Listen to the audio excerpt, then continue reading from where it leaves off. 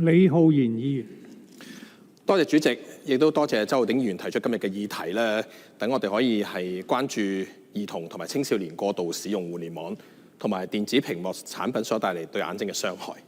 正如剛才咧黎棟國議員所提到咧，其實我哋係非常之希望促請政府重新去考慮咧，通過係立法同埋規管嘅方式咧，係去解決呢一個嘅問題。因為正如剛才所講咧，根據衛生署嘅數據啊，香港小學生嘅近視率咧已經由過去10年25%咧飆升到46%，而中學生嘅近視率咧更加係高達70%以上。眼科專家亦都警告啊，長時間咁睇住屏幕，唔單止係加深近視咁簡單，亦都可能會引發各種嘅眼疾，以致咧係影響大腦嘅發育。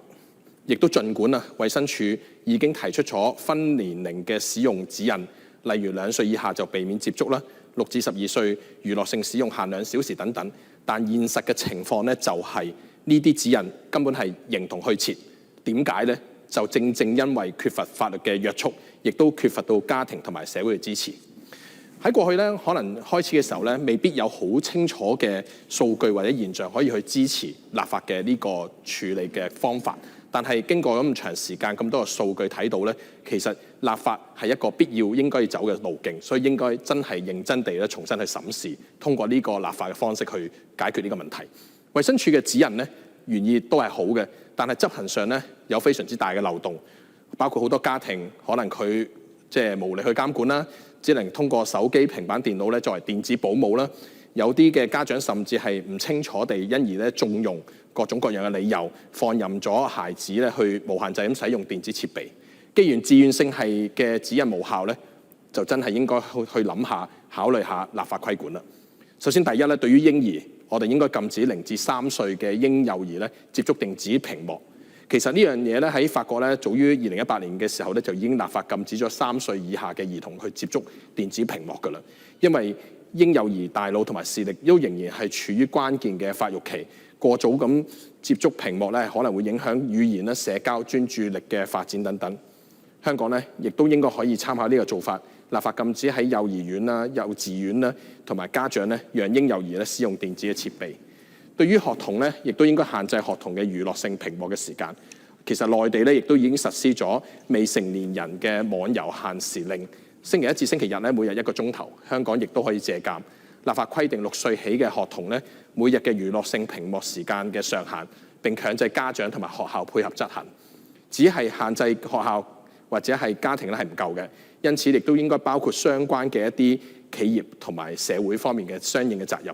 我哋係咪應該要考慮立法要求社交平台、遊戲開發商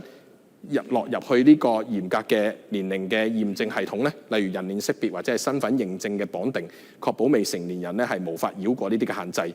對於違規咧，亦都應該可以參考例如歐盟嘅數字服務法等等嘅監管一樣咧，係處以刑罰嘅懲罰嘅。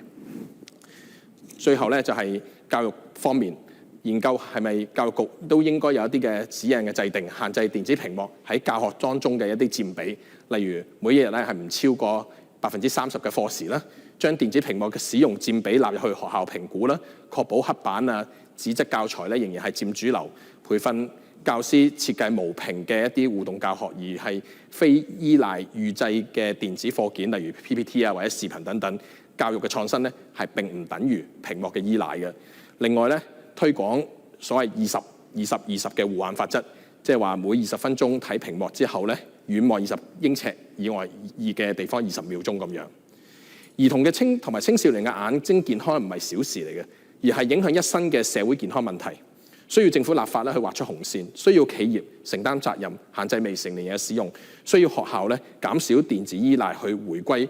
互動教學，需要家長主動陪伴咧，避免用屏幕咧當係電子保姆。其實對於未成年人嘅好多成長咧，我哋都必須係通過立法嘅方式咧，先至能夠去做到一啲嘅平衡嘅。事實上咧，立法去規管保護未成年人嘅成長咧，呢個係政府應有之義，其實亦都係一件好普遍嘅事情。